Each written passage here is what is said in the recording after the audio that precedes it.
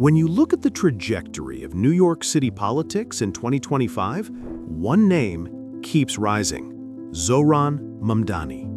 Born in Kampala, Uganda in 1991 and raised in New York City from the age of 7, Mamdani's story is exactly the kind of improbable arc that signals change.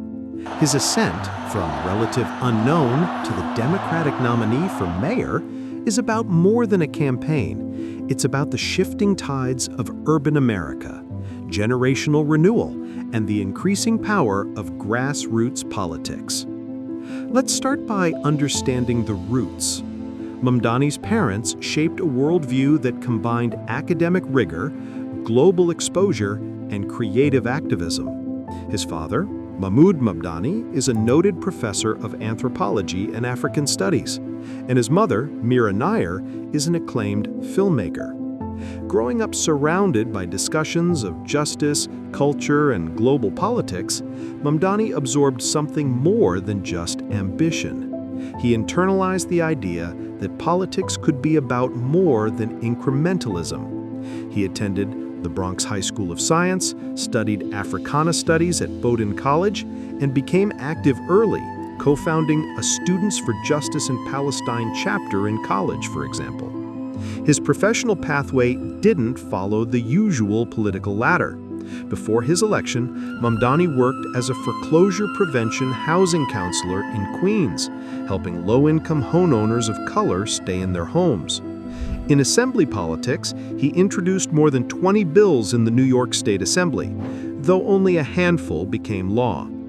Critics highlight the relative short tenure and limited legislative victories compared to seasoned politicians, but for many of his supporters, that inexperience represented a clean break from the status quo. That break becomes more vivid when you consider how he mounted his mayoral campaign. In October 2024, he announced his bid for mayor of New York City.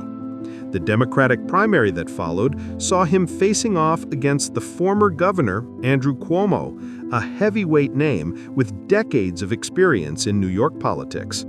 Many analysts expected Cuomo to cruise to victory. Yet Mamdani's movement built momentum. Grassroots door-knocking, a strong social media presence, and a message centered around affordability, working-class neighborhoods, and transit justice. His platform was bold: freeze rent for rent-stabilized units, make city buses fare-free, create city-owned grocery stores to drive down living costs, raise the minimum wage to $30 by 2030, tax corporations and the top 1% of earners. These were not incremental tweaks. For a city where many feel the odds are stacked against them, Mamdani offered a vision of doing government differently. And it worked. Polls in June 2025 showed him closing the gap on Cuomo, even leading in ranked choice simulations. What happened was an uneasy coalition. Younger voters turned out in bigger numbers, small donor contributions surged, average donation under $100 in many cases, and volunteers flooded the streets of Queens, Brooklyn, and beyond. Meanwhile, his opponents painted him as inexperienced and risky for governing a city of 8 million people. Beyond tactics, there's something symbolic about Mamdani's rise. If successful, he would become New York City's first Muslim mayor, its first Indian American mayor, and among the youngest major city mayors ever elected in U.S. history. That matters because representation isn't just symbolic. It influences which voices get heard, which neighborhoods feel seen, and which policy ideas gain legitimacy. His race unfolded against a bigger backdrop: demographic change in New York City, frustration with rising inequality, housing costs that outpace wages, and a younger generation wanting more than the old way of doing things.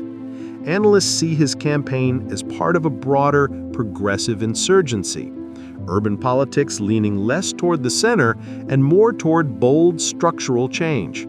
For example, his campaign success with small-dollar fundraising ruffled Wall Street and business interests who feared a shift toward more aggressive tax and regulatory agendas.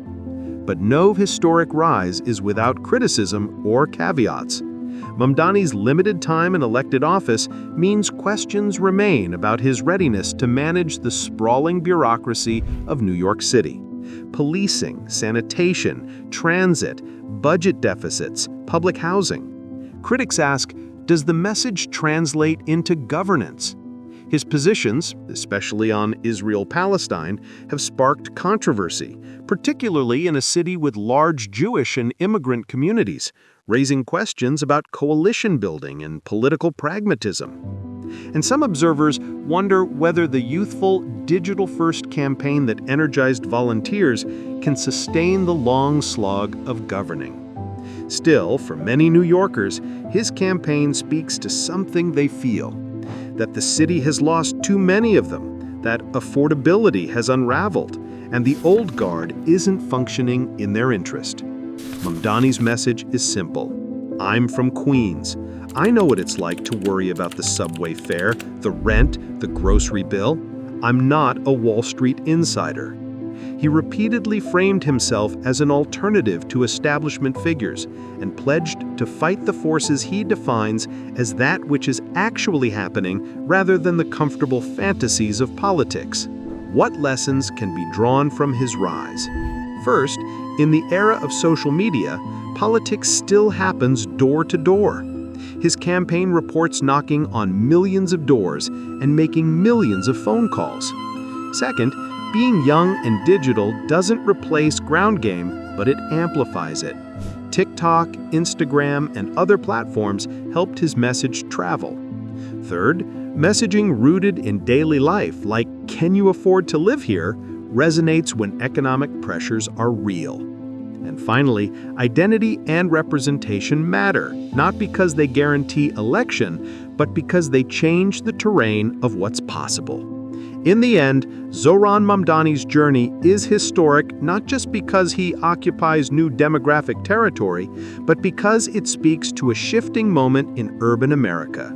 Change-seeking voters, fractured institutions, and the possibility that grassroots organizing still matters. As we watch this chapter unfold in New York City, his rise reminds us that politics might just be opening to new voices, new generations, and new ambitions. And that's something worth remembering when you next glance at the subway, the rent-stabilized unit, or the neighborhood gathering where change might actually begin.